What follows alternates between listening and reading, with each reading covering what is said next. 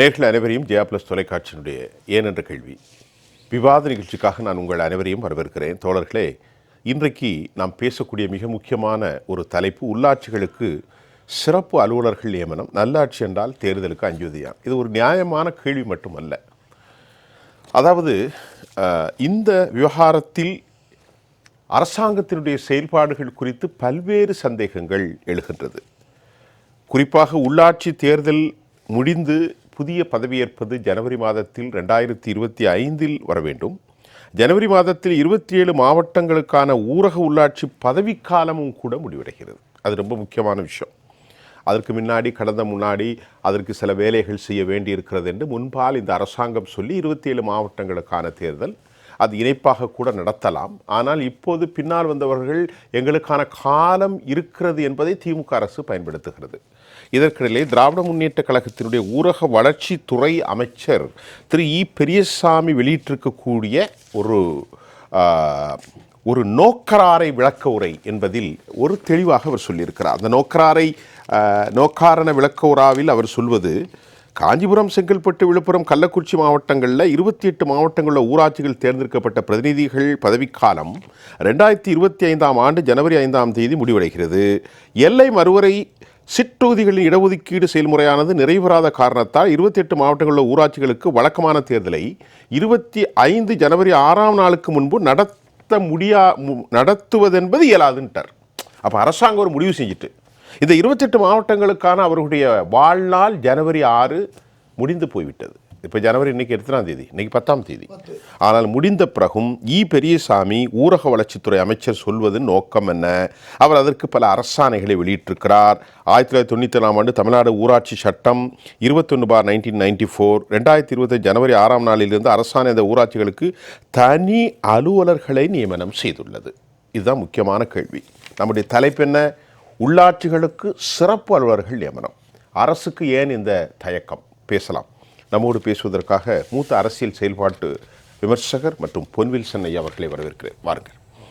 எழுத்தாளர் மற்றும் அரசியல் விமர்சகர் திரு குமார் அவர்களை நான் வரவேற்கின்றேன். அதே போன்று அரசியல் விமர்சகர் திரு ராமன் அவர்களை வரவேற்கின்றேன். வங்கித்துறை செயல்பாட்டாளர் மற்றும் பொருளாதார நிபுணர், சமூக ஆர்வலர் மரியாதைக்குரிய சீனிவாசன். திரு பொன்வில்சன், சுருக்கமாக சொல்லியிருக்கேன், அரசுக்கு ஏன் தயக்கம்?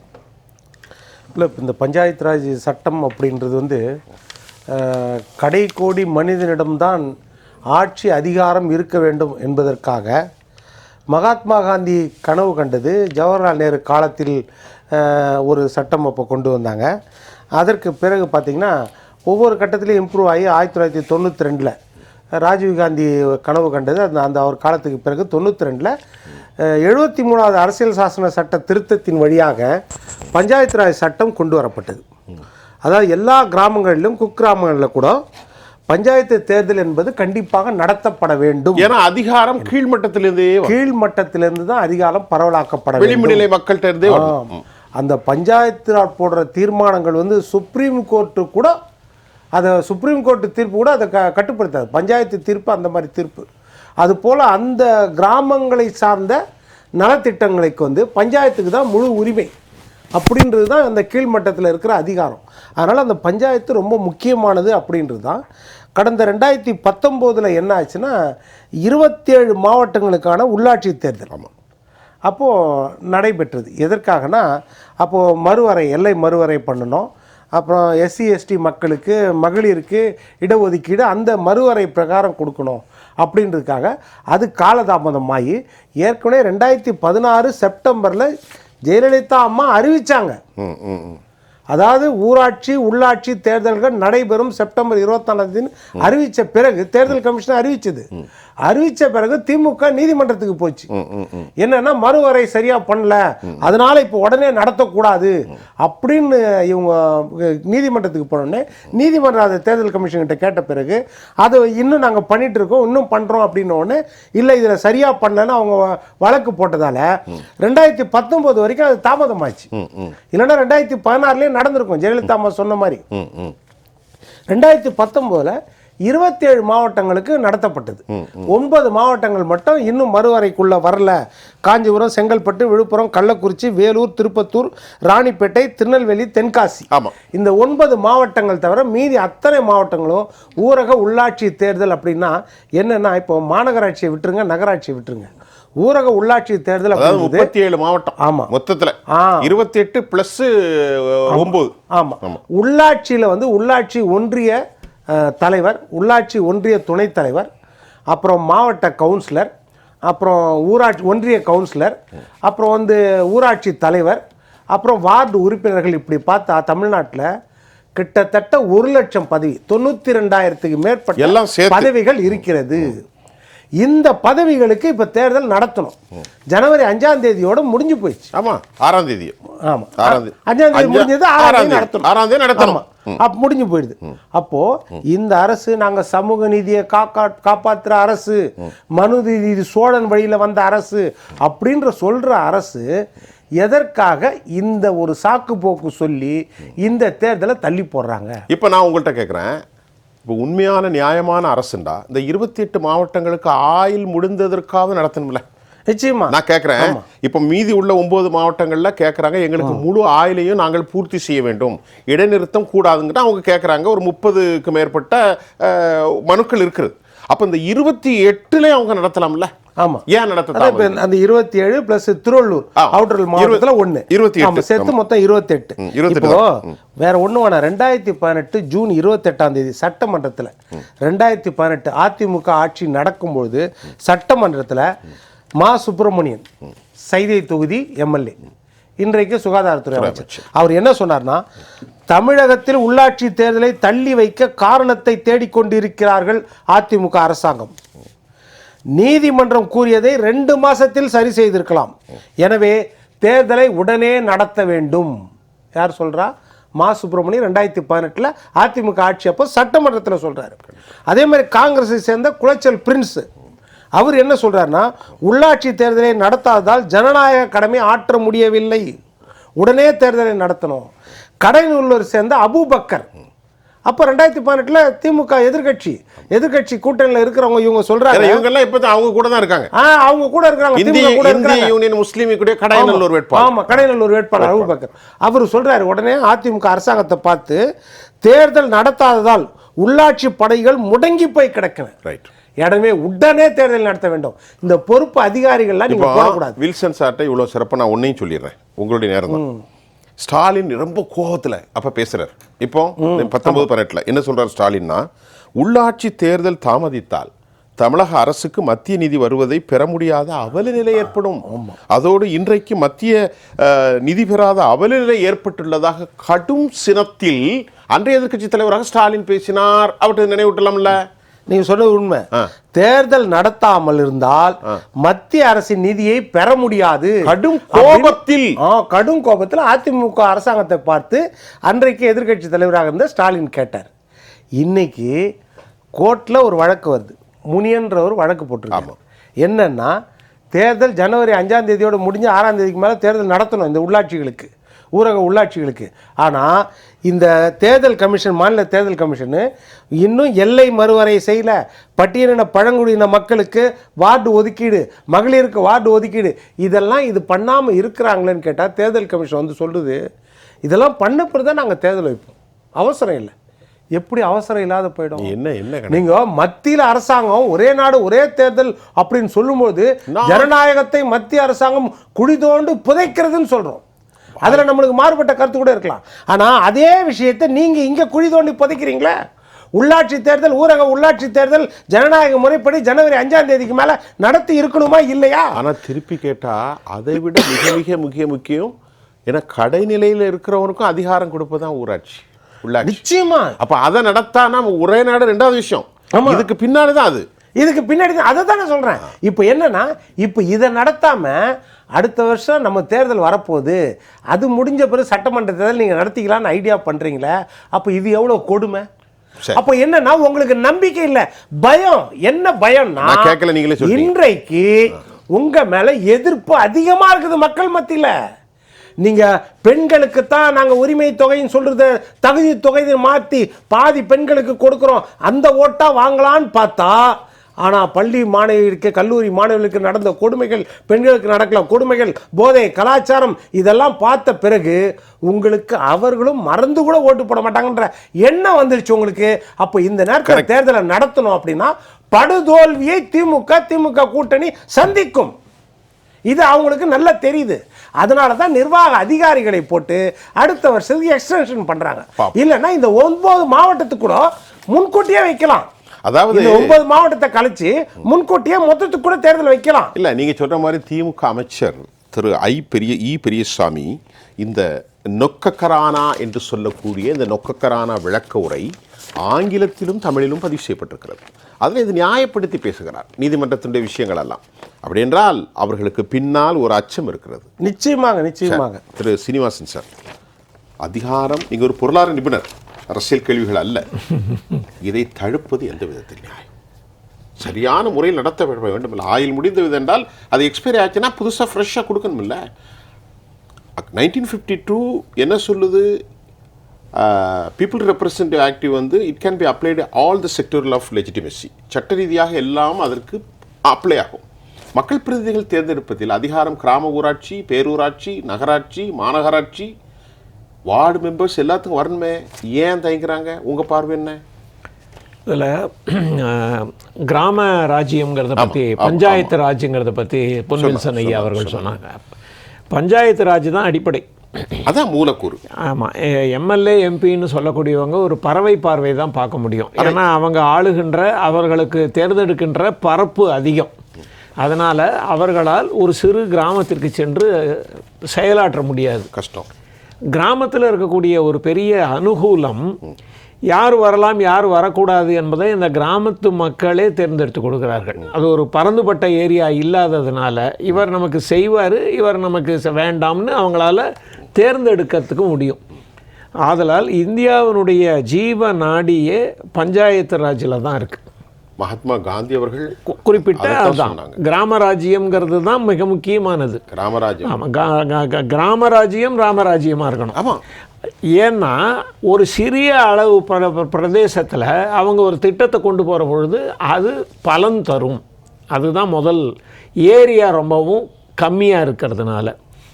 ரெண்டாவது, அந்த ஊர் மக்களுக்கு தெரிந்த நபராக இருப்பார். ஒரு இன்னொரு இடம்னா பொலிட்டிக்கல் கம்பல்ஷன்ஸ் வேறு ஏதாவது இருக்கலாம், வேறு ஒரு பகுதியாக இருக்கலாம், அந்த பகுதி நபருக்கு இவரை பற்றி தெரியாமல் இருக்கலாம். இவர் உள்ளூரிலேயே இருப்பதால், இவர் அவர்களோடே இருப்பதனால், மக்களோடு மக்களாக இருப்பதனால வரும். மூன்றாவது, வில்சன் ஐயாவும் நீங்களும் குறிப்பிட்டது போன்று மத்திய அரசிலிருந்து வரக்கூடிய தொகை. இந்த தொகை வரலைன்னா, பணம் இல்லை அப்படின்னா எந்த ஒரு ப்ராஜெக்டையும் இயல்பாக செய்ய முடியாது. நான்காவது, இதற்கு போட்டிருக்கக்கூடிய சிறப்பு அலுவலர். சிறப்பு அலுவலரை ரெண்டாக பிரிக்கலாம். ஒன்று, அவர்களுக்கு அனுபவம் இருக்கலாம், அல்லது அனுபவம் இல்லாமல் இருக்கலாம். அனுபவம் இல்லாமல் இருந்துட்டாங்கன்னா இந்த ஒரு 6-8 மாதம் அவர்களால் பெரியதாக இயங்க முடியாது, எந்த விஷயத்தை செய்ய வேண்டும் என்பது தெரியாது. அனுபவம் இருப்பவர்கள் என்று எடுத்துக்கொண்டால் அவர்களுக்கு சார்பு நிலை இருக்கிறதா இல்லையாங்கிற ஒரு மக்கள்கிட்ட ஒரு கேள்வி வரும். அந்த இடத்துல இந்த பவர் ஆஃப் தி மெஜாரிட்டின்னு ஒன்று சொல்கிறோம் இல்லையா? நம்ம நாட்டில் வந்து ஒரு அரசு எப்படி அமைக்கிறோம், யார் மெஜாரிட்டி வந்திருக்காங்களோ அவங்கள அமைக்கிறோம். மொத்தத்தில் இருக்கக்கூடிய ஓட்டில் யார் மேஜர்ன்றது இல்லையே, அந்தந்த பகுதிக்கு உண்டான மெஜாரிட்டியில் யார் வின் பண்ணியிருக்காங்களோ அவங்களுக்கு வைக்கிறோம். அந்த ஒரு முக்கியமான கூறு, மக்களுடைய தேர்வு எனப்படுகின்ற முக்கியமான கூறு, சிறப்பு அலுவலர்களை அவர்கள் அப்பாயின்ட் பண்ணுற பொழுது, அவர்களை நியமிக்கின்ற பொழுது அதில் கிடைப்பதற்கு வாய்ப்பு கிடையாது. ஆக நிதியிலும் நமக்கு சிரமங்கள் இருக்கின்றன. சிறப்பு அலுவலர்களுடைய செயல்பாடுகளில் இந்த பக்கமாக அந்த பக்கமாக என்கின்ற சந்தேகம் வரக்கூடிய வாய்ப்பு இருக்கிறது. அதன் பணமும் இதுவும் வரலைன்னா இந்த ஒரு 6-8 மாதத்திற்கு எந்த விதமான விஷயமும் நடக்காது. இப்போ உதாரணமாக எலெக்ஷனை அனௌன்ஸ் பண்ணிட்டாங்கன்னா நிறைய திட்டங்களை கொண்டு வர முடியாது. அதை விட இது இன்னொரு கூடுதலான காலமும் கூடுதலான பாதிப்பும் ஏற்படக்கூடிய ஒரு விஷயமாக இதை நாம் பார்க்க வேண்டும். நம்ம நிறைய பேசுவோம். திரு குமார் சார், ஊராட்சி வார்டு உறுப்பினர், ஊராட்சி ஒன்றிய உறுப்பினர், கிராம ஊராட்சி வார்டு உறுப்பினர், கிராம ஊராட்சி மன்ற தலைவர், இந்த 27+ல் 9975 பதவிகள் இருக்கிறது. இப்போ நாம் மக்கள்கிட்ட இந்த தலைப்பு வந்த பிறகு கருத்து கேட்டால் மக்கள் என்ன சொல்கிறாங்கன்னா, ஐயா உடனடியாக தேர்தல் நடத்த வேண்டும் மட்டுமல்ல, கொஞ்சம் விவரம் தெரிஞ்ச மக்கள், எங்களுக்கு தெரிஞ்சனா அண்ணாச்சி வணக்கம், இந்த காரியங்கள்லாம் செஞ்சு கொடுங்கோன்னு கேட்போம். உதாரணத்திற்கு நம்ம ஊரை எடுத்துக்கிடும், தட்டார் மடத்தை எடுத்துக்கலாம், அல்லது தெசையன்வலை எடுத்துக்கலாம். ஒரு அதிகாரி மதுரையிலேருந்து போட்டால் அந்த கிராமத்தில் உள்ளவருக்கு என்ன தெரியும்? அந்த ஊரில் உள்ளனா வணக்கம் அண்ணாச்சி, நன்னாருடைய அப்பா என்ன பிள்ளை உண்மையிலே ஒரு வறுமையில் இருக்கார், சர்டிஃபிகேட்டில் கையெழுத்து போடணும், உடனே ஆவணப்படுத்துவார் இல்லையா?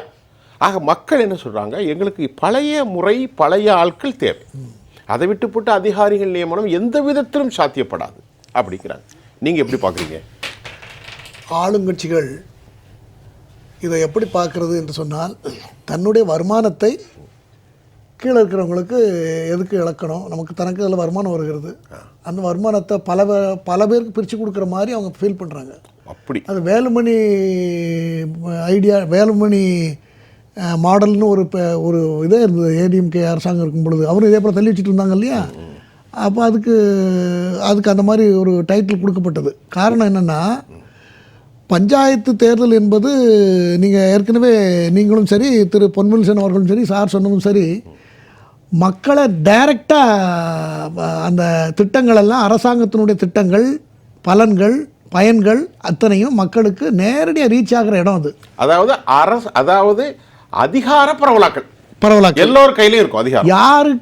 யாருக்காக அரசாங்கம் திட்டம் போட்டு சட்டம் போட்டு எல்லாம் செய்கிறதோ, for the people by the people of the people இருக்கு இல்லையா? அந்த பீப்புளுக்கு என்னென்ன அரசாங்கம் ஒரு திட்டத்தை நிறைவேற்றி என்னென்னலாம் செய்கிறதோ அது போய் சேர்ற இடம், சங்கமமாகிற இடம். அந்த திட்டங்கள் பூரா போய் சங்கமமாகிற இடம் தான் அந்த பஞ்சாயத்து. அதுக்காக தான் பஞ்சாயத்துக்கு எல்லா தலைவர்களும் இது எல்லா இடத்துலையும் இருக்கிறது. தலைவர்களும் அதுக்கு முக்கியத்துவம் கொடுத்தாங்க. பஞ்சாயத்து சரியாக இருந்தால் தான் நாடு நல்லா இருக்குங்கிறது ஒரு அடிப்படை தத்துவம். ரெண்டாவது, ஜனங்களை பொறுத்தவரையில் அவங்களுக்கு அவங்க பக்கத்தில் அவங்களுக்கு நல்ல அறிமுகமானவங்க, அவங்களோட வளர்ந்தவங்க, அவங்க இருக்கிற இடத்துல இருப்பார் ஒரு பஞ்சாயத்து தலைவர். அவர்களுக்கு நேரடியாக அவங்களுக்கு ஒரு பிரச்சனைனா அவங்கள்ட்ட போய் நேரடியாக அணுகுவார். அவர் அதை சால்வ் பண்ணுறதுக்கு ஈஸியான ஃபார்முலாவும் அதிலே இருக்குது. அப்போது அந்த தலைவரை இவங்க தேர்ந்தெடுக்கிறத அவாய்ட் பண்ணணும் அப்படின்னு சொன்னால், அது சம்மந்தப்பட்ட இதில் அடிக்கிற ஒரு லூட் இருக்கு இல்லையா, அதை அவங்களுக்கு எதுக்கு கொடுக்கணும்? நமக்கு இப்போ தேர்தல் வருது, தேர்தலுக்கு நிறைய பணம் உங்களுக்கு விளங்குற மாதிரி இந்த லூட்டுங்கிற வார்த்தை இல்லையா? ஆமாம். இந்த லூட்டை கிராம பஞ்சாயத்தில் பல பேர் இருப்பான், ஆமாம், பல கட்சிக்காரர் இருப்பான். ஆமாம், அங்கேருந்து கேட்க முடியாது. ஆமாம், இவங்க நியமிக்கிற அதிகாரிகிட்ட இருந்து அதிகாரிகள் தான் கிளீனாக போயிருந்த வெளியே தெரியாதுல்ல.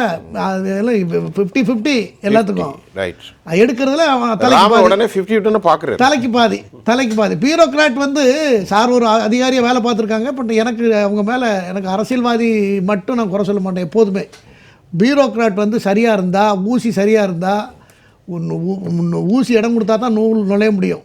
அதிகாரிகள் ஸ்ட்ரிக்டாக இருந்தாங்கன்னா ஒரு துரும்பு எங்கேயும் போகாது. அது சாத்தியமே இல்லை. கரும்புல நேற்று மரியாதைக்குரிய சின்னம்மா அவர்கள் சசிகலா அம்மையாருடைய அறிக்கையில் பார்த்தீங்கன்னா 35 ரூபா கருங்க, அதில் 22 ரூபா கொடுத்துட்டு அதிலே 40 அடி 6 அடி கரும்பு 7 அடியே கொடுக்குற விதையே மோசமாக இருக்கு.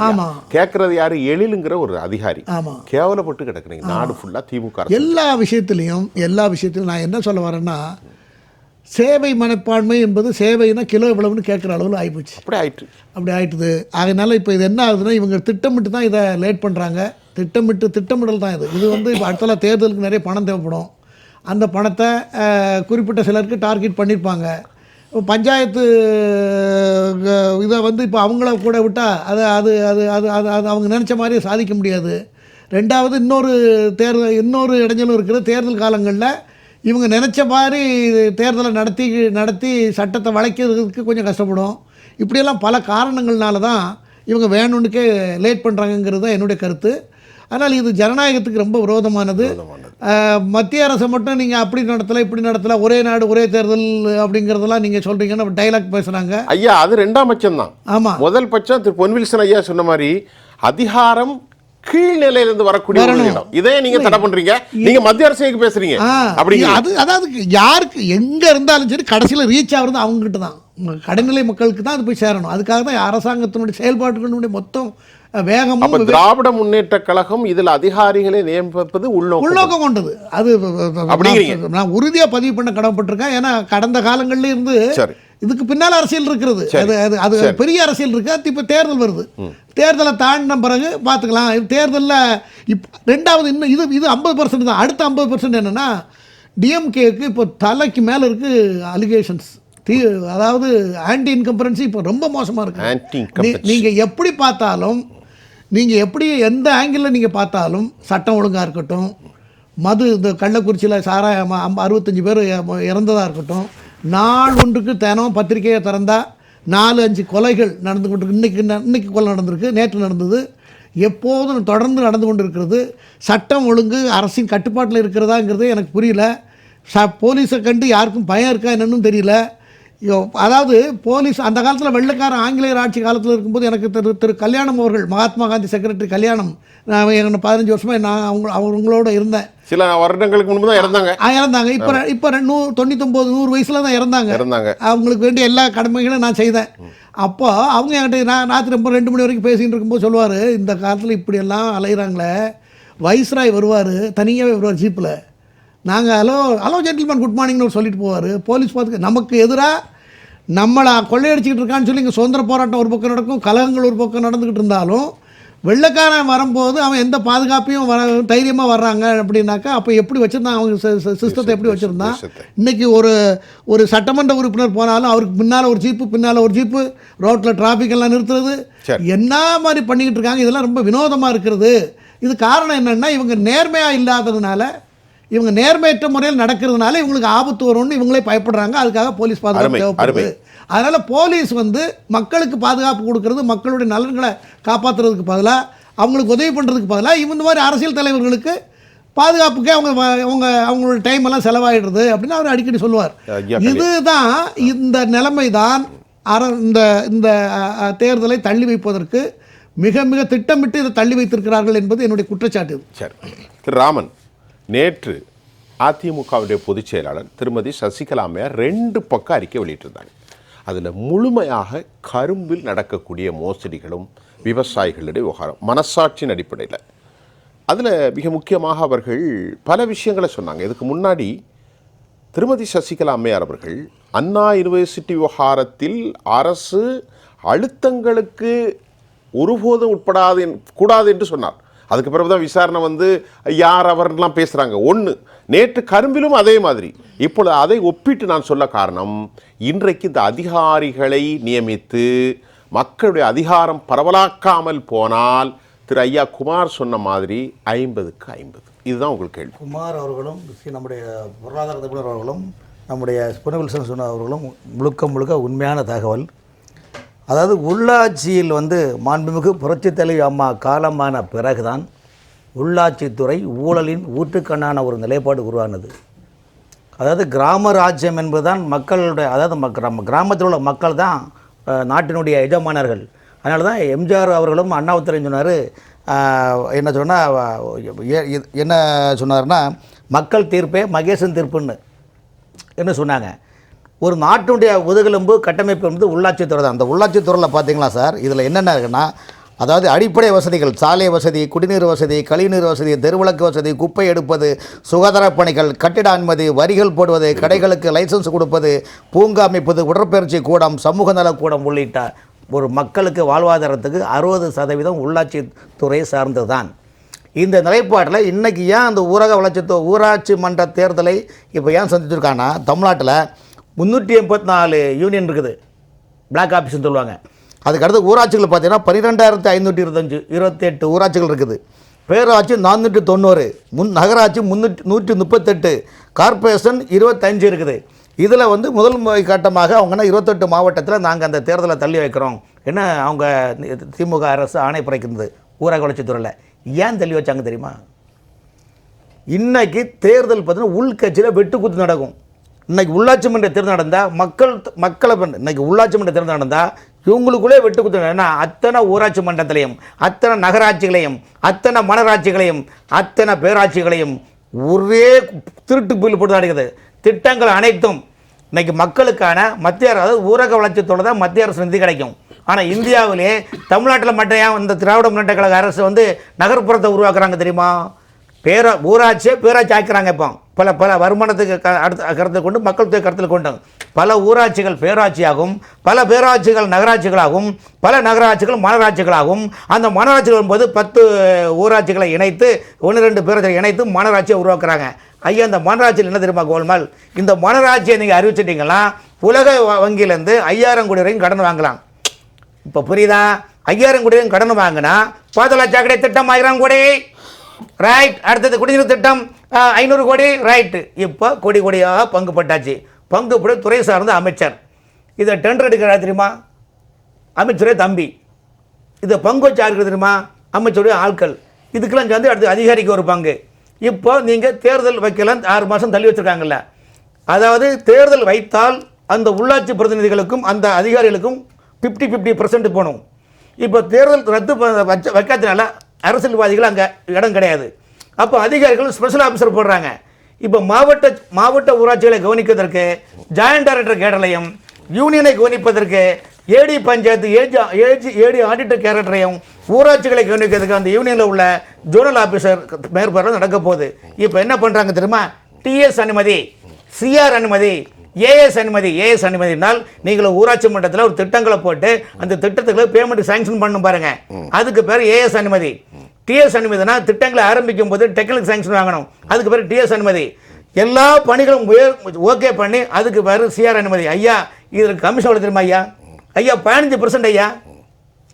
இந்த தேர்தல் வைக்காமல் உள்ளாட்சி மன்றங்களில் தேர்தல் வைக்காமல் ஸ்பெஷல் ஆஃபீஸர் என்ற போர்வையில் திட்டங்களுக்கு செயல்பட வேண்டிய கமிஷன் 15%. இந்த 15% 3 பங்காக போக வேண்டிய இடத்துல போகும். இப்போ 2016 பிறகு ஜெயலலிதா அம்மா காலமான பிறகு உள்ளாட்சி மன்ற தேர்தலுக்கு கிடையாது. நயா பைசாய்க்கு கூட ஃபண்டு கிடையாது. அதாவது பேரிடர் போன்ற காலகட்டங்களில் செக்ஷன் 15 போட்டு பில் எடுப்பாங்க. அந்த பில் எப்படின்னா 1 கோடி ரூபாய்க்கும் ஆடிட்டிங் கணக்கு காட்டாமல் மக்களுக்காக செலவு பண்ணலாம். இப்போ செக்ஷன் 15 போடுறதுக்கு சல்லி பைசா கிடையாது, நயா பைசா கிடையாது. இதனால பேரிடர் போன்ற காலகட்டங்களில் மத்திய அரசு கொடுக்கல, உலக வங்கியில் கடனை வாங்கணும், லட்சம் பல லட்சம் கோடி 10 லட்சம் கோடி நெருங்க போகுது. இந்த பணம் மட்டுமல்ல, ஒரு மக்களுடைய வாழ்வாதாரத்தில் உள்ளாட்சி துறையில் இந்தியாவிலே தமிழ்நாட்டில் கடந்த 3.25 ஆண்டு காலமாக, இதற்கு முன்னால் என்பது அது வந்து அண்ணன் குமாரண்ணன் சொன்ன மாதிரி ஒரு அமைச்சர் பேரை முன்னாள் அமைச்சர் பேரை சொன்னார். அதுக்கு சிம்பிள் வந்து கோவை பிரதர்ஸ்னு சொல்லுவாங்க. கோவை பிரதர்ஸ் இல்லாட்ட பெல் அண்ட் கோன்னு சொல்லுவாங்க. கோயிலுக்கு பெல்லு தேவை, இது இந்த நிர்வாகத்துக்கும் பெல் தேவை. அதனால தான் அது மறைமுகமாக சொல்கிறேன். இந்த பெல் அண்ட் கோக்களுடைய ஆரம்ப காலத்தில் உள்ள இந்த உள்ளாட்சியில் அதே ஒப்பந்ததாரர்கள், அதே துறை அதிகாரிகள் தான் இன்னைக்கு வேலை செய்கிறாங்க. இதனால மக்கள் என்ன புண்ணியம் இருக்குது? இதை அறிந்து கொண்டுதான் திராவிட முன்னேற்ற கழக அரசு தேர்தலை வைக்க வேண்டாம். தேர்தல் வச்சா சட்டமன்ற தேர்தல் வரப்போகுது. இதில் நம்ம கட்சிக்காரன் நமக்குள்ளே அடி போடுவான், ஓட்டை பிரிச்சுட்டு போயிடுவான், மக்கள்கிட்ட பேர் கட்டு போயிடும். ஏற்கனவே 90% பேர் கட்டு போச்சு. இந்த தேர்தலை வச்சோம்னா எதுக்கு உள்ளது நொல்ல போச்சு, நொல்ல கொண்டு ஆயிடக்கூடாது என்பதற்காக தான் இது ஒரு நாடகம் நடத்தி உள்ளடி வேலை பார்க்கறதுக்காக சட்டமன்றத்தில் தீர்மானத்தை போட்டு 6 மாதம் தள்ளி வைக்கிறோம். எப்படி என்றால் மாவட்டங்களை பிரித்தோம். ஆகவே அதுக்கு வந்து ரிசர்வேஷன் இது பண்ணணும். ஆகவே மறுசீரமைப்பு வரும் வரைக்கும் நாங்கள் 6 மாதம் வைக்க மாட்டாங்க ஐயா. 2026 பிறகு அடுத்த சட்டமன்ற தேர்தல் முடிஞ்ச பிறகு தான் இந்த தேர்தலை வைப்பாங்க. அதுவரை வைக்க மாட்டாங்க. தமிழ்நாடு முழுவதும் ஊராட்சி மன்றம் அவங்களுக்குள்ளே, பேராட்சி நகராட்சி மன்றம் அவங்களுக்குள்ளே அடித்தடி போட்டு ஒரே கொள்ளையடிக்கல இது பங்கு போடுறாங்க. இப்போ தேர்தல் வைக்காதனால உள்ளாட்சி மன்ற ஊராக வளர்ச்சி துறையில் நீ பாதி நான் பாதி ஒரே பாதி தான், அவ்வளோதான் முடிஞ்சு போச்சு. பொன்வில்சன், மக்கள் 2வது கட்ட கருத்து இன்றைக்கி வெளியாகிருக்கிறது. அவங்க என்ன சொல்கிறாங்கன்னா, செயல்பாடுகளில் குறை இருக்கும், ஆனாலும் ஜனநாயக அடிப்படையில் உள்ளாட்சி ஊராட்சி நடத்தணும், கவுன்சிலர்கள் வார்டு மெம்பர்ஸ்லாம் கண்டிப்பாக தேவை என பெரும்பாலான மக்கள் கருத்து சொல்லியிருக்காங்க. இப்போ நமக்கு என்ன கேள்வி? வலிமையான கூட்டணி 40க்கு 40, இனி 200க்கு 234ன்னு சொல்கிறார். அப்போ ஏன் ஐயா தலையக்கம் அப்படின்ட்டு பொதுமக்கள் அரசியல் விமர்சகருடைய கேள்வியை உங்கள் முன்னாடி வைக்கிறேன். இது பொதுமக்கள் மட்டும் இல்லை, பட்டி தொட்டியும் எங்கும் இருக்கிற திமுகவின் அடிப்படை உறுப்பினர்கள் கேட்கிற கேள்வி. அந்த கடைக்கோடி திமுக காரன் இருக்கிறான் பாருங்க, அவனுக்கு இந்த பதவி தான். அதாவது கிராமத்தில் பார்த்தீங்கன்னா ஒவ்வொரு இடத்துலையும் அரசியலுக்கு அப்பாற்பட்டு சில சேவைகள் செய்துட்டு இருப்பாங்க. ஏன்னா வீட்டுக்கு ஒருத்தர் பேர் தெரியும், அப்படி இருப்பாங்க திமுகவோ அதிமுகவோ தொண்டர்கள் மத்தியில். இப்போ அந்த திமுக காரங்களுக்கு பெரிய அதிருப்தி என்னன்னா, எதற்காக தலைவர் இந்த தேர்தலை வைக்க மாட்டேன்றாரு. நம்ம தான் ஆட்சியில் இருக்கிறோம், 40 இடமும் ஜெயிச்சிருக்கிறோம், எல்லாரும் நம்ம ஆளுங்க தான் எம்எல்ஏவோ எம்பியாவும் மந்திரியாகவும் இருக்கிறாங்க. நமக்கு கிடைக்கிற பதவியை ஏன் தட்டி பறிக்கிறாங்க? இப்போ 2026 தேர்தலில் ஒரு திமுக தோத்துருச்சுன்னா நம்மளுக்கு இந்த பதவியும் கிடைக்காது. இப்போ ஆட்சியில் இருக்கும்போதே அந்த பதவியை நம்மளுக்கு கொடுக்கறதுக்கு, ஆட்சி அதிகாரத்தில் இருக்கும்போதே, பணபலம் செல்வாக்கு ஆட்சி அதிகாரம் எல்லாம் நம்ம கையில் இருக்கும்போதே நமக்குரிய தேர்தலை நடத்தாமல் எம்எல்ஏ தேர்தல் நடத்துகிறாங்க, எம்பி தேர்தல் நடத்துகிறாங்க. ஆனால் நமக்குரிய உள்ளாட்சி, ஊரக உள்ளாட்சி, கிராமத்தில் எளிய மக்கள், எளிய தொண்டர்கள், அவங்களுக்குரிய தேர்தல் நடத்தாமல் எதற்காக திமுக அரசாங்கம் புறக்கணிக்கிறது, திமுக கட்சி இது அவங்க மத்தியிலே பெரிய அதிருப்தி, பெரிய கேள்வி இருக்கிறது. அதற்கு என்ன பதில் சொல்ல போகிறாரு ஸ்டாலின்றது தெரியல. ஏன்னா இது கிராமத்தில் பார்த்திங்கன்னா, கிராமத்தில் குளங்கள், சாலைகள், குடிநீர், மின்விளக்கு, அப்புறம் கிராமத்தில் இருக்கிற சிறு விவசாயம், கிராமத்தில் வீடுகள் கட்டி கொடுக்கறது, கழிவறைகள் கட்டி கொடுக்கறது, அப்புறம் ஆடு மாடு கோழி வளர்ப்பை பற்றி அதுகளோட பாதுகாப்பு, இது இல்லாமல் பள்ளிகள் பராமரிப்பு, கல்லூரிகள் சில கிராமத்துக்கு தேவைன்னா அந்த பஞ்சாயத்தில் தான் முடிவெடுத்து அதை அறிவிப்பாங்க, எங்கள் கிராமத்திற்கு கல்லூரிகள் தேவை, மக்கள் தொகை பெருகிருச்சு அப்படின்னு. அதற்கு அடுத்தது பார்த்திங்கன்னா மருத்துவமனை தேவை, அடிப்படை மருத்துவமனை, குழந்தை பேரு மருத்துவமனை, இதெல்லாம் வந்து எங்களுக்கு இப்போ இந்த இடத்துல தேவை, சுகாதார வசதி தேவை, கூட 2 டாக்டர் தேவை. இந்தியாவில் கிராம சுகாதாரம் என்பது தமிழ்நாட்டில் மிக பிரபலமானது. ஆமாம் ஆமாம், மிக பிரபலம். ஆமா, அது கீழ்மட்டம் வரைக்கும், அந்த வேர் வரைக்கும் வேற எந்த ஸ்டேட்லயும் கிடையாது, தமிழ்நாட்டுல தான் இருக்கு. இந்த தானாண்டு ஒரு மருந்து கொடுப்பாங்க இல்லையா தமிழ்நாடு, அது அவ்வளோ, அதுல உள்ள விட்டமின்ஸ் மினரல்ஸ்லாம் அவ்வளோ வேல்யூபிள். அதுக்கு பணியாளர்கள் இல்லாமல், ஊழியர்கள் இல்லாமல் எப்படி நடக்கும்? இப்போ அதுதான் பெரிய சிக்கல். கிராமம் வரைக்கும். இன்னொன்று, இதுக்கெல்லாம் ஃபண்டு, மத்திய அரசின் ஃபண்டு தேவை. அந்த மத்திய அரசின் ஃபண்டு இப்போ வராது.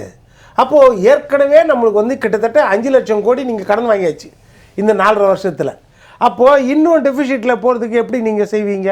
அப்போது உங்கள் ஆட்சி அதிகாரம் கையில் இருக்கும்போதே நீங்கள் தேர்தலை நடத்துடலாம். பின்ன இப்போ அப்புறம் எப்போ நடத்த போகிறீங்க தேர்தலை? இப்போ இது ஒரு பக்கம். இன்னொரு பக்கம் பார்த்தீங்கன்னா உங்களுக்கு என்னென்னா, இப்போ உளவுத்துறை மூலமாக அவங்களுக்கு ரிப்போர்ட் இருக்கும் திமுகக்கு, நம்ம வெளியேந்து சொல்கிறோம் என்னென்னா 520 வாக்குறுதியில் பெருவாரியான வாக்குறுதிகள் நிறைவேற்றலை. அதே மாதிரி மின் கட்டண உயர்வு, சொத்து வரி உயர்வு, குடிநீர் கட்டண உயர்வு, அந்த கிராம மக்களுக்கு எல்லா இடத்துலையும் சொத்து வரி உயர்வு. அப்போ அந்த மக்களுக்கு அதுலேயும் அவஸ்தைப்படுறாங்க. மாதம் ஒரு முறை மின் கட்டணம்னு சொன்னீங்க, அதையும் நீங்கள் இம்ப்ளிமெண்ட் பண்ணல.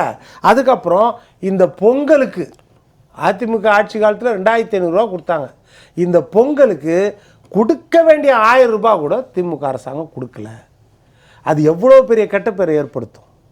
ஏற்கனவே நீங்கள் அம்மா கொடுக்குற ஸ்கூட்டியை நிறுத்திட்டீங்க, அம்மா கொடுக்குற தாலிக்கு தங்கம் திட்டத்தை நிறுத்திட்டீங்க, அம்மா மாணவர்களுக்கு கொடுத்த லேப்டாப்பை நிறுத்திட்டீங்க, அத்தனையும் நிறுத்திட்டீங்க. ஆனால் இந்த நேரத்தில் வந்து பொங்கலுக்கு கொடுக்குற ஒரு 1000 ரூபாயும் நிறுத்திட்டீங்கன்னா அப்போ அந்த மக்களுக்கு எவ்வளோ கஷ்டமாக இருக்கும். இப்போ இந்த வேதனைலாம் தெரியுது.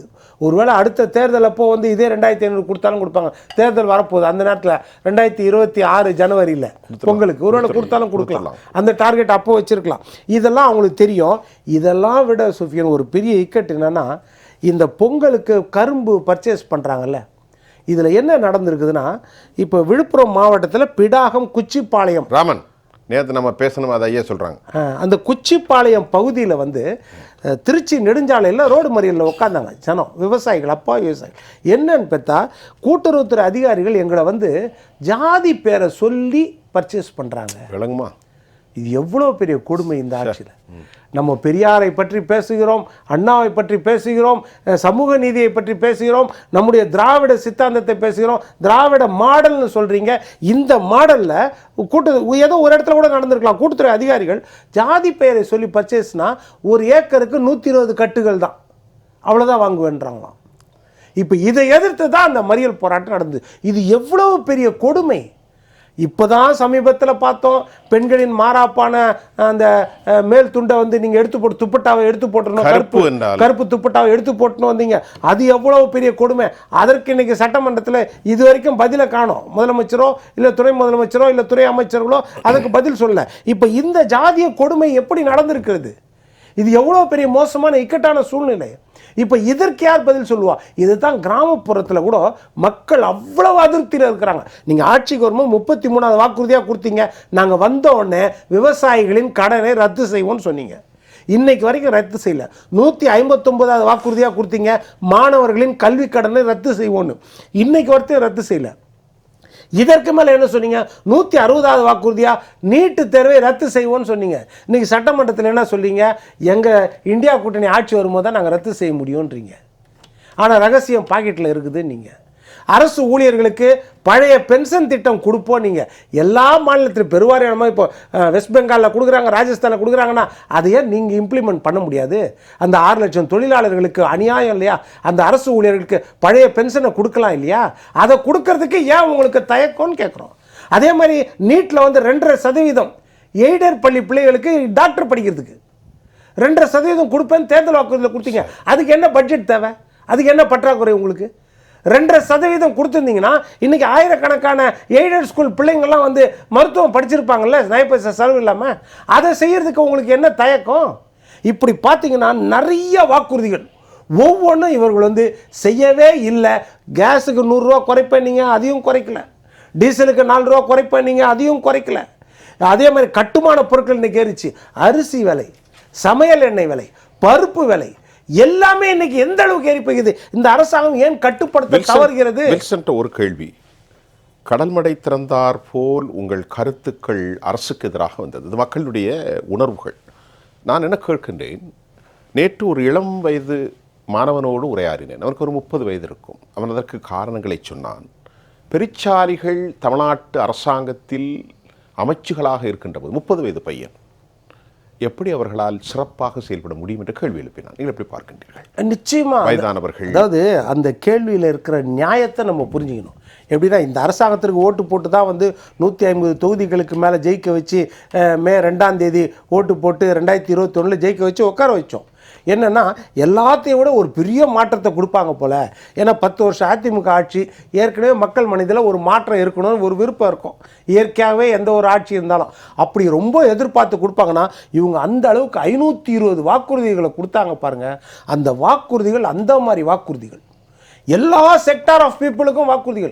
மாணவர்னா வாக்குறுதிகள், ஆசிரியர்கள்னா வாக்குறுதிகள், செவிலியர்னா வாக்குறுதிகள், மருத்துவர்கள்னா வாக்குறுதிகள், அரசு ஊழியர்கள்னா வாக்குறுதிகள், இப்படி விவசாயிகளுக்கு வாக்குறுதிகள், நெசவாளர்களுக்கு வாக்குறுதிகள், மீனவர்களுக்கு வாக்குறுதிகள், இப்படி எல்லாருக்கும் அவங்களுக்கு என்னென்ன தேவை அந்த வாக்குறுதியை அள்ளி வீசியாச்சு. இன்னைக்கு வந்த பிறகு அதுல ஒரு வாக்குறுதி கூட முழுவதுமாக நிறைவேற்ற முடியல. சரி, முழுவதுமாக ஒரு வாக்குறுதி கூட முழுவதுமாக நிறைவேற்றல.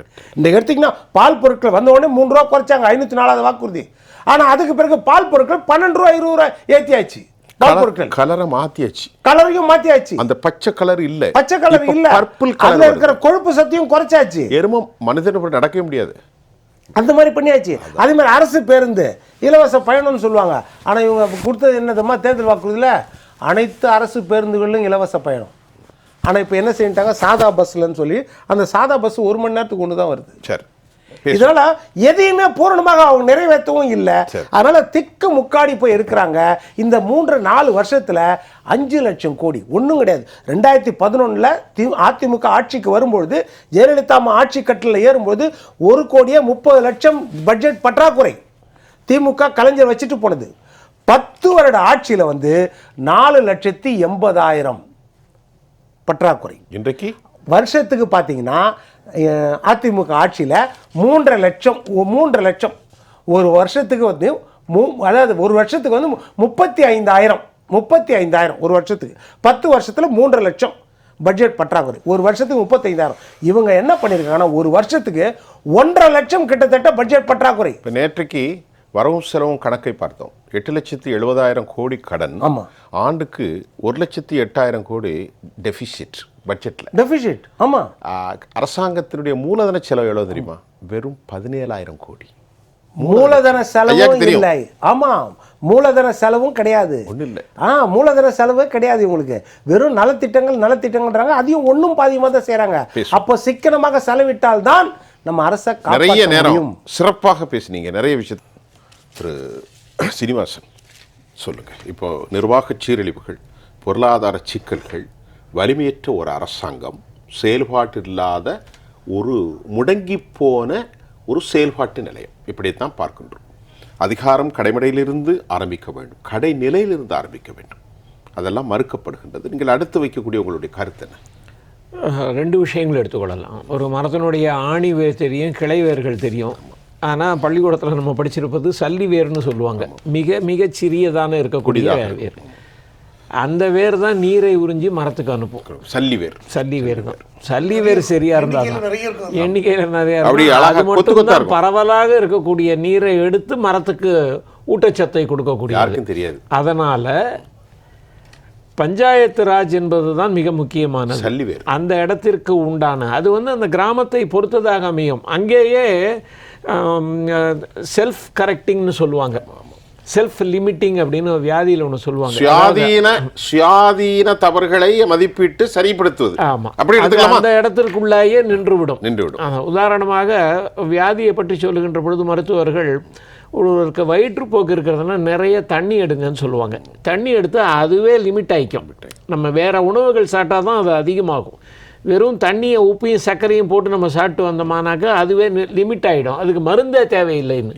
அதை போல் கிராமத்தில் ஒரு நல்ல அமைப்பை உருவாக்கிவிட்டால், அரசு அமைப்பை உருவாக்கிவிட்டால், நிதி கிடைப்பதிலும் நம்மகிட்ட இப்போ நிதி கம்மியாக இருக்குது, நம்ம கடனில் இருக்கிறதுனால நமக்கு தேவையானது நிதி. இரண்டாவது விஷயம், அங்கு தான் விவசாயிகள் இருக்கிறார்கள். ஒரு நகர்ப்புறத்திலோ பேரூராட்சி மாநகராட்சி இந்த இடங்கள்லாம் எடுத்திங்கன்னா விவசாயிகள் குறைவாக இருப்பார்கள். அந்த இடத்தில் விவசாயிகள் அதிகமாக இருப்பார்கள். தமிழ் திரைப்படம் உள்ள ஒரு வசனம் ஒன்று வரும், அதில் தான் விவசாயிகளினுடைய ப்ளைட்டுன்னு சொல்லுவாங்க, அவர்களுடைய கஷ்டம் என்னங்கிறது நமக்கு தெரியும்.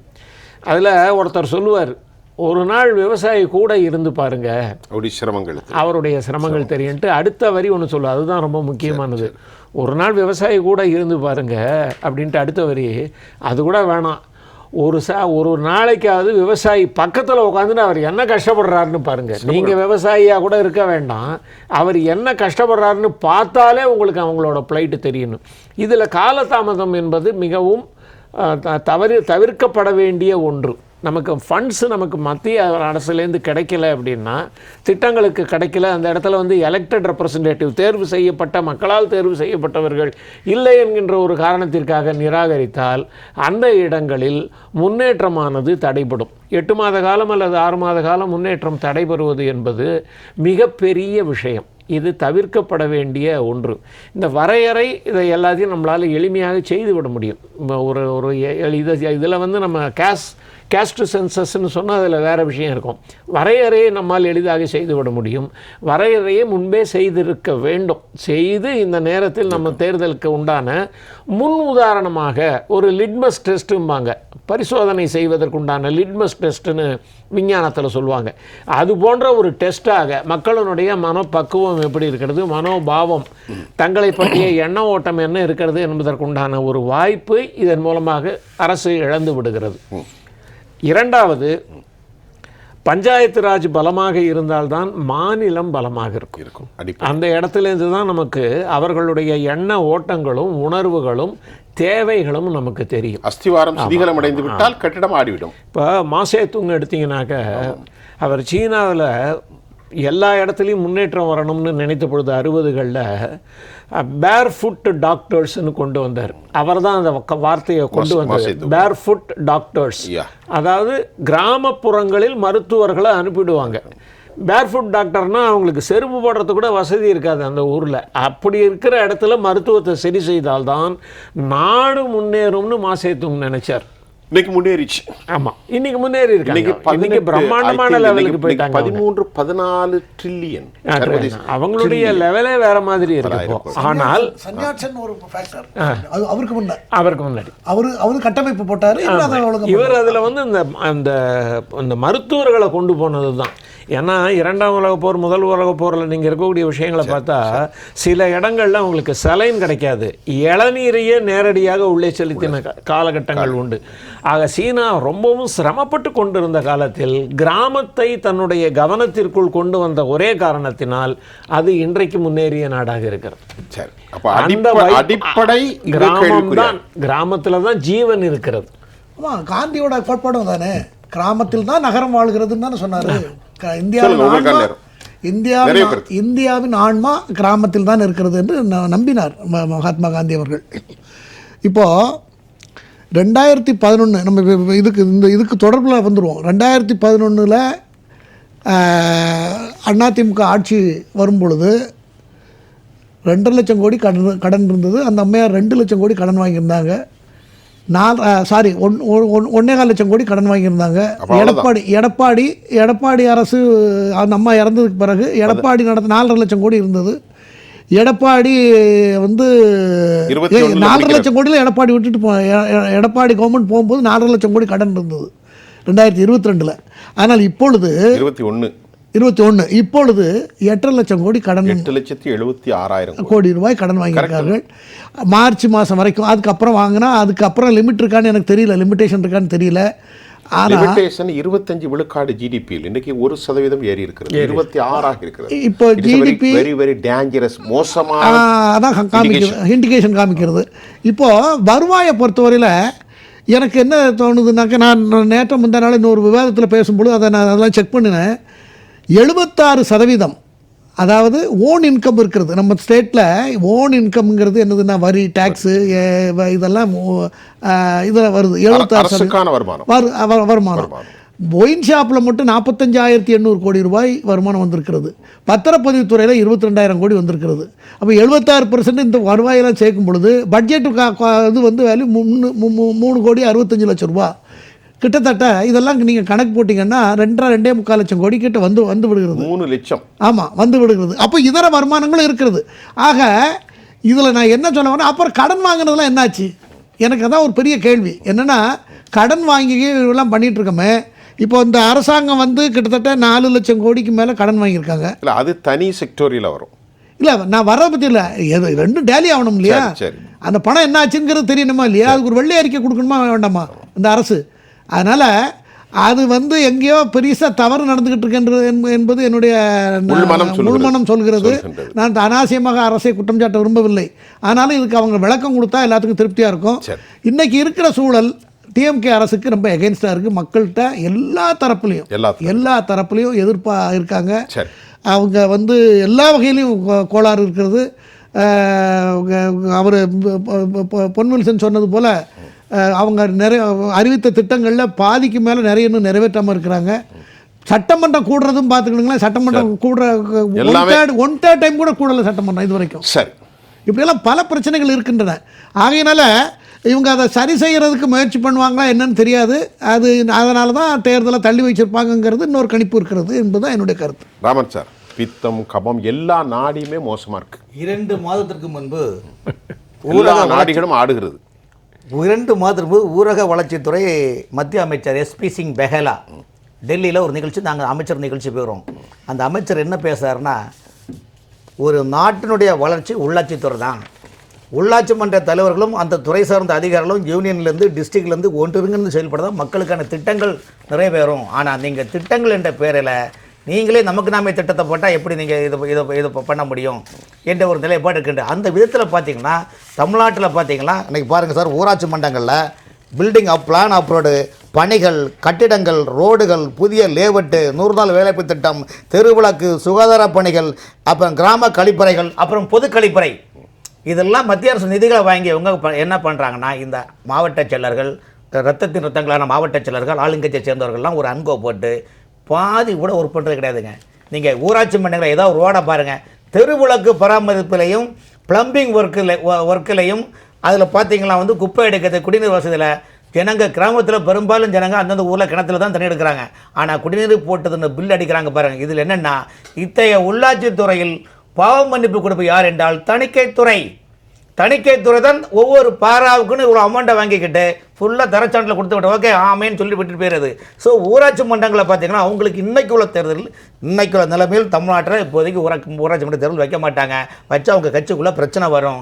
அதனால் இதை அப்படியே ஓட்டிக்கிட்டு ஒவ்வொரு நாளைக்கும் புது புது பிரச்சனையை கிளப்பி, ஒரு நாளைக்கு ஆளுநர் பிரச்சனை மேலே குழப்பி விடணும், மறுநாளைக்கு பிரதமர் மேலே ஏதாவது பிரச்சனையை கிளப்பி விடணும், முன்னூறு மறுநாளைக்கு பார்த்தீங்களா உள்துறை அமைச்சர் மேலே கொலை போடணும். திடீர்னு பார்லிமெண்ட் கூடும்போது திமுக தமிழ்நாட்டில் உள்ள எல்லா திமுக சார்பில் எம்பிக்களும் சேர்ந்து பார்லிமெண்ட்டில் ஒரே சண்டை போட்டு இப்படி டெய்லி ஒரு வருஷத்துக்கு இப்படியே பிரச்சனை பண்ணி கடைசி நேரத்தில் எதிர்க்கட்சிகளை தமிழ்நாட்டில் ஒரு வலுவான எதிர்க்கட்சிகள் அமையக்கூடாது என்பதில் திமுக தெளிவாக இருக்குது. இத்தகைய சூழ்நிலையில் இன்னைக்கு தமிழ்நாட்டில் பார்த்தீங்கன்னா மக்களுக்கான பிரச்சனைகளையை தினசரி தியாகத்திலே சின்னம்மா தான் அறிக்கை கரெக்டாக கொடுக்குறாங்க. அந்த அறிக்கையை வைத்து நம்ம J+ல விவாதங்கள் நடத்து பெரிய பெரிய வல்லுநர்களை வைத்து விவாதம் நடத்துகிறாங்க. அனைத்து பிரச்சனையோ உங்கள் வீட்டு பிரச்சனையோ என் வீட்டு பிரச்சனையோ இல்லை, மக்களுடைய நலனுக்கான பிரச்சனையை முன்வைக்கிறோம். உதாரணத்துக்கு தியாகத்திலே சின்னம்மா தென்காசி போனாங்க. தென்காசியில் மக்களை சந்திக்க போகும்போதே அங்குள்ள மக்கள் என்ன சொன்னாங்கன்னா, ஐயா எங்கள் தோட்டத்திலேயே எங்கள் நிலப்புலங்களில் வந்து காட்டுப்பன்றி பிரச்சனை இருக்குது, இதை வேட்டையாடுறதுக்குள்ள நன்மை கொடுக்கணும்னு சொன்னாங்க. அன்னைக்கு தியாகத்தில் சின்னமாக அறிக்கை கொடுத்தாங்க. இன்னைக்கு சட்டமன்றத்தில் என்ன சொல்லியிருக்காங்க பார்த்தீங்களா, 2 சட்டமன்ற உறுப்பினர்கள் சேர்ந்து காட்டுப்பண்டியை வேட்டையாட கொண்டு மக்களுக்கு உயிருக்கு ஆபத்தான சூழ்நிலை இருக்குது, விவசாய நிலையங்களை அழிக்குதுன்னு சொல்லும்போது அதே வனத்துறை அமைச்சரை சுட்டுத்தள்ளதுக்கு உத்தரவிட்டிருக்காரு. ஆனால் சட்டமன்றத்தில் இன்றுதான் இவர்கள் பேசுகிறார்கள். ஆனால் வருமும் காப்போம் என்ற நிலைப்பாட்டு கருத்தில் கொண்டு நாளை நடப்பது மக்களுக்கு நன்மையை விளைவிக்க வேண்டும் என்று தென்காசியில் தியாகத்தில் சின்னமாக அது இப்படி அறிக்கை கொடுத்தல என்பதை நேரத்தில் நான் பதிவு செய்கிறேன். ரொம்ப சிறப்பு. அதாவது நீங்கள் கடைசியாக காட்டுப்பண்டி விவகாரத்தை சொன்னீங்க. அங்கே உள்ளாட்சி, நகராட்சி, பேரூராட்சி இருந்தால் தானே மக்கள் பிரதித்துவம் அதெல்லாம் கட்டுப்படுத்தும். அதுதான் நம்ம சுட்டி காட்டியிருக்கிறார். நேர்களே, இன்றைக்கு ரொம்ப கவலையான ஒரு பதிவை நாங்கள் பதிவு செய்திருக்கிறோம். அரசியல் பேசவில்லை என்றாலும் சமூக விழுமியங்கள், மக்களுடைய அதிகார பரபலாக்கள், அரச தலைவர்கள் பேசுவதை ஒன்று சொல்கிறார்கள், வாக்குகளை பெறுவதற்காக பொய்யுறுதிகளை அவர்கள் கொடுக்கிறார்கள். பொய்யான வாக்குறுதிகளை, பொய்யுறுதிகளை. இது கடைமடையில் இருக்கும் ஒரு எளிய மக்களின் அதிகாரம் பறிக்கப்படுகிறதா என்ற கேள்வியை காற்றொலியிலே உங்களுக்கு முன்னால் நாங்கள் பதிவிடுகிறோம். சிந்திக்கும். இந்நிகழ்ச்சியில் எங்களோடு கலந்து கொண்ட பொன்வில்சன் அவர்கள், மரியாதைக்குரிய பத்திரிகையாளர்கள் திரு ராமன், பொருளாதார நிபுணர் திரு சீனிவாசன், எழுத்தாளர் மரியாதைக்குரிய ஐயா குமார், உங்கள் அனைவருக்கும் நான் உளப்பூர்வ நன்றியை தெரிவித்துக் கொள்கிறேன். மீண்டும் மற்றொரு களத்தில் நான் உங்களை சந்திக்கின்றேன். அதுவரை J+ தொலைக்காட்சிக்காக நான் உங்கள் சுஃபியான். நன்றி. மீண்டும் சந்திப்போம்.